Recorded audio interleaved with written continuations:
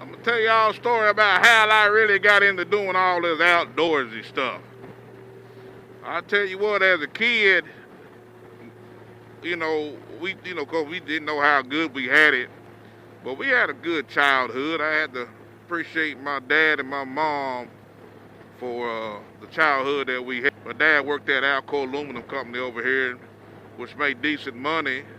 Well, made good money for that matter. My mom was a school teacher as long as I can remember.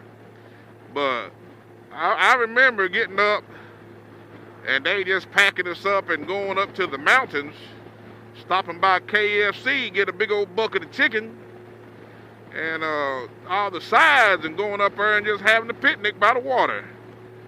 You know, I did that with my own children, going to the beach down in Pensacola, and we'll just pack up and go somewhere and get something to eat and sit down there and just enjoy outside. But that's how all this travel got into my blood, is like my dad and my mom instilled that in me at an early age.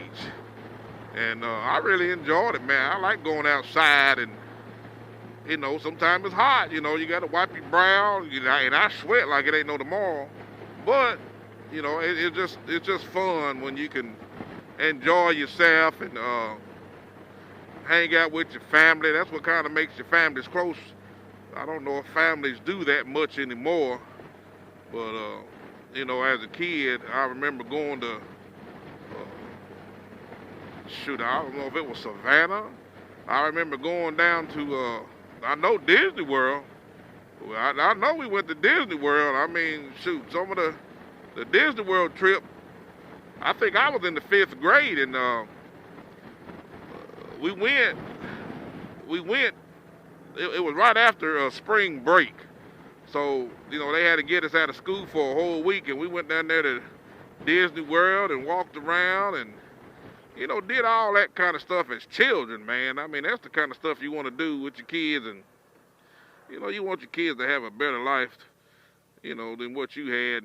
My kids have been to Disney World I don't know how many times. I've taken them at least twice, and then they been with some of the kin folks on some of their reunions. And I remember my dad went out and came back home with a pop-up camper. A pop-up camper. If anybody knows anything about a pop-up camper, that's basically a glorified tent. Yeah, we might have had 2 types of campers. I'm not sure, but I know we had a pop-up camper. And he was daggone pack us, all those kids. I mean, it was 4 of us, and he would allow us to bring at least one friend, and doggone it, you talking about 8 people, 8 children anyway, and then you got 2 adults in a pop-up tent, a pop-up trailer. And we used to go out there in the mountains, man, and, stay weekend at a time, and, boy, you talking about eating good and cooking, and go out there and swim in the creek and splashing down, had to get up in the middle of the night, go to the little outhouse, had to walk through there and step on frogs and all kinds of, go to the outhouse, and, man, shoot.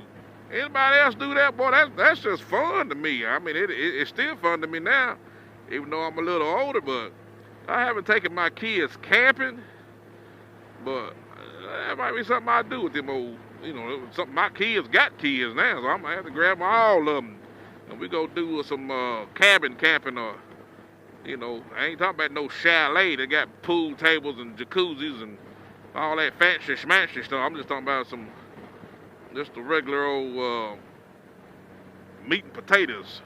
You go out there and hang out with them, and your pool is your lake. You can go out there and wrestle with them water moccasins and carryings on. But there go my old job right here, guys.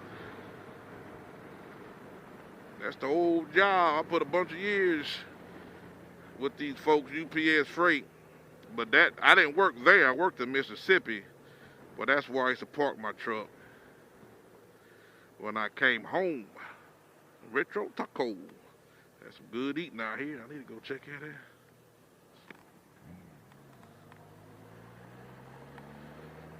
out. I have just turned on Strawberry Plains Pike. But yeah, my dad had that pop-up tent, and you know, we went to Disney World. I remember going to the beach for the first time, and boy, we looked like we some damn some refugees out there, boy. But we was out there enjoying ourselves. I look at some of them pictures when we, man alive. I said, look at us, look like a band of misfits, boy. But we had a ball. You hear me? And my brother was tall as all outdoors, and he be in that daggone Cutlass. Man, every 10 minutes, he had to stand up, pop that leg, you know, had to stretch out. Get up, stretch out, you know.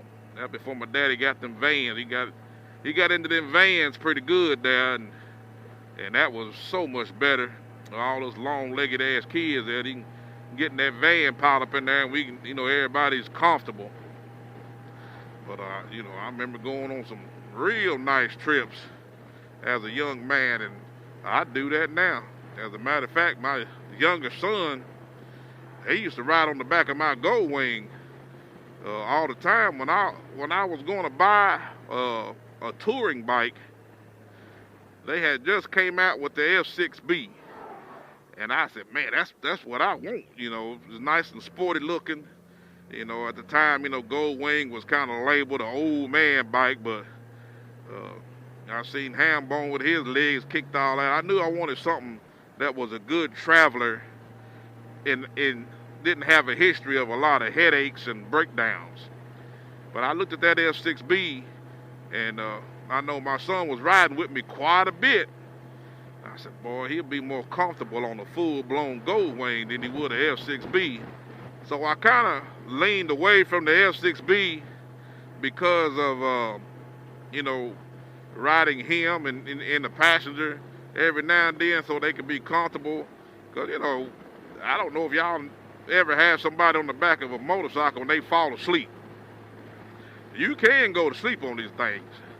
And I've had him fall asleep, so I would take the armrest on the passenger, and I would put 2 bungees on there and kind of lock him in.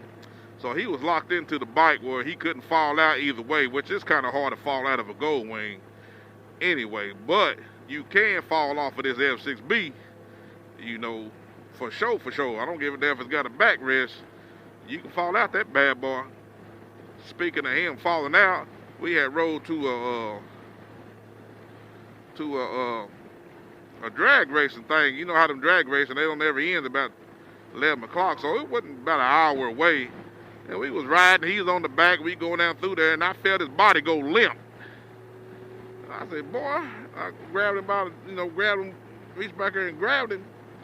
And he was just sleeping like a baby. I said, damn, man. I said, my damn boy about to fall off his damn bike. And I was riding my sport bike then, so you know he didn't have nothing to hold on to. So I stopped at the Dollar General and got me a damn belt and took my belt off and put a belt around him and me and kind of strapped him to me until I could get him home, man, because he was too young to realize you got to stay awake.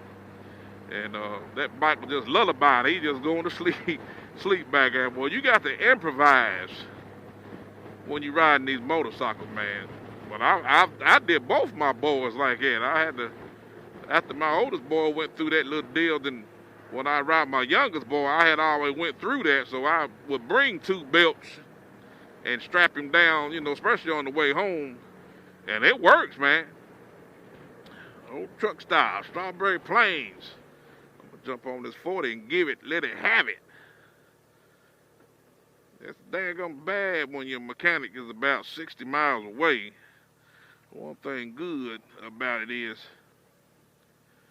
you don't need much of a reason to take a damn bike trip.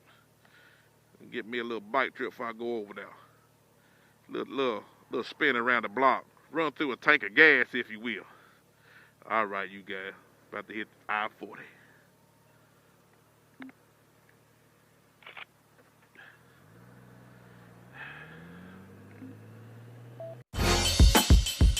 Hey, thanks for watching another episode of Slappy Adventures. Please like, share, and comment. And don't forget to hit the subscribe button. Hey, stay tuned for more videos like this.